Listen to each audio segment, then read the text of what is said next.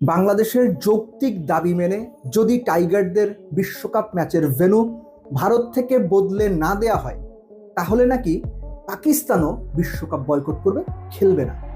রবিবার দুপুরের পর থেকেই বাংলাদেশ এবং পাকিস্তানের মিডিয়ায় এই বিষয়টা নিয়ে অনেক আলোচনা, বেশ বেশি রকমের আলোচনা। এখন কথা হচ্ছে, পাকিস্তান ক্রিকেট বোর্ড অফিসিয়ালি এরকম কোনো স্টেটমেন্ট যদি পিসিবি সত্যিকার অর্থেই এরকম কোনো অবস্থান নেয়, তাহলে সেটা আইসিসি তথা ভারতীয় ক্রিকেট বোর্ডের জন্য অনেক অনেক বড় একটা চাপ হয়ে যাবে। এখন কথা হচ্ছে, বাংলাদেশকে সাপোর্ট করা, যে বাংলাদেশকে ভেন্যু বদলে শ্রীলঙ্কাতে খেলানো হোক, এটা একটা জিনিস। আর বাংলাদেশের ভেন্যু বদল না করা হলে আমরা বিশ্বকাপ খেলবো না, এটা কিন্তু সম্পূর্ণ ভিন্ন একটা জিনিস। পাকিস্তান যদি বাংলাদেশের পাশে থেকে বাংলাদেশকে সাপোর্ট দেয়, that is one kind of dimension. Pakistan যদি বলে বসে বিশ্বকাপ খেলবো না যদি বাংলাদেশকে শ্রীলঙ্কাতে ভেন্যু না দেওয়া হয়, তাইলে কিন্তু খেলা ঘুরে যাবে। প্রথমটা হইলে খুব বেশি কিছু যায় আসে না, দ্বিতীয়টা হইলে বিরাট সমস্যা। বিরাট সমস্যা কেন? এখানে টাকার বিষয়টা সংশ্লিষ্ট, ডলারের বিষয় সংশ্লিষ্ট।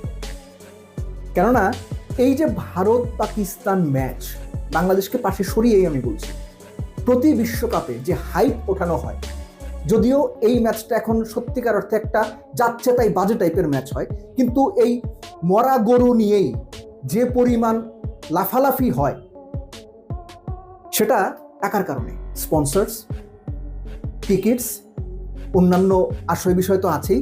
তো এই যে টাকার উৎসটা, আইসিসি ইভেন্টে একটা সময় বলা হতো যে টোটাল যে রেভিনিউ জেনারেট হয় তার 10 ভাগের 2 ভাগ বা 5 ভাগের 1 ভাগ রেভিনিউ নাকি ভারত পাকিস্তান ম্যাচ থেকে আসে। তো টাকার হিসাবটা যখন আসবে, টাকার লসটা যখন হিসেবে আসবে, তখন কিন্তু ভারতীয় ক্রিকেট বোর্ড বা আইসিসি দুই পক্ষই নড়ে চড়ে বসবে। এবং সেই সময় বাংলাদেশের ভেন্যু বদলে শ্রীলঙ্কাতে দেওয়ার জন্য আইসিসিও কিংবা ভারতীয় ক্রিকেট বোর্ডও আগের চাইতে অনেক বেশি আন্তরিকভাবে ভাববে। কিন্তু প্রশ্নটা হচ্ছে, পাকিস্তান ক্রিকেট বোর্ড বাংলাদেশকে কি শুধুমাত্র সাপোর্ট দেবে বা আদৌ সাপোর্ট দেবে, নাকি তারা সরাসরি বলবে যে পাকিস্তান ক্রিকেট বোর্ড বাংলাদেশকে যদি ভেন্যু বদলে না দেওয়া হয় বিশ্বকাপে, আমরা বিশ্বকাপ খেলবো না? দ্বিতীয়টা আসলে কি সম্ভব? প্রাণ সসের মাখামাখি টেস্ট বার্গারকে করে তোলে আরো ইয়ামি, আরো জোস। প্রাণ সস, সসের বস। একটা ক্রুয়েল রিয়েলিটি হচ্ছে, পাকিস্তান ক্রিকেট বোর্ড নিজেরাও বিশ্বকাপে ওই ভারত পাকিস্তান ম্যাচ খেলার জন্য মুখিয়ে থাকে। কিসের জন্য? না, ক্রিকেটিং ব্যাপার স্যাপার এখানে এখন অনেক কম। আগে ছিল, ইমরান খান, জাভেদ মিয়ানদের সময় ছিল, ইনজাম আহমেদের সময় ছিল, এখন সেটা নাই। এখন পয়সার হিসাব। কেননা এই ম্যাচ খেলেও পাকিস্তান যে পরিমাণ রেভিনিউ জেনারেট করে, সেটা তাদের ক্রিকেটের জন্য খুব গুরুত্বপূর্ণ। সো ওই জায়গা থেকে পাকিস্তান ক্রিকেট বোর্ড বিশ্বকাপ বয়কটের মতো সিদ্ধান্ত যদি নেয়, সেটা সত্যিকার অর্থেই প্রচন্ড রকম সাহসী সিদ্ধান্ত হবে। একই সঙ্গে এই সিদ্ধান্ত নেওয়ার সঙ্গে সঙ্গে আইসিসি এবং বিসিসিআই কয়েক গুণ বেশি অ্যাক্টিভ হয়ে যাবে বাংলাদেশকে গ্রুপ চেঞ্জ করে বি গ্রুপে নিয়ে যাওয়ার জন্য।